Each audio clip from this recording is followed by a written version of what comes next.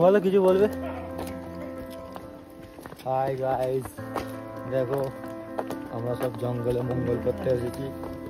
কত বড় বড় জঙ্গল। এটা কি জঙ্গল বলে? আফ্রিকার জঙ্গল।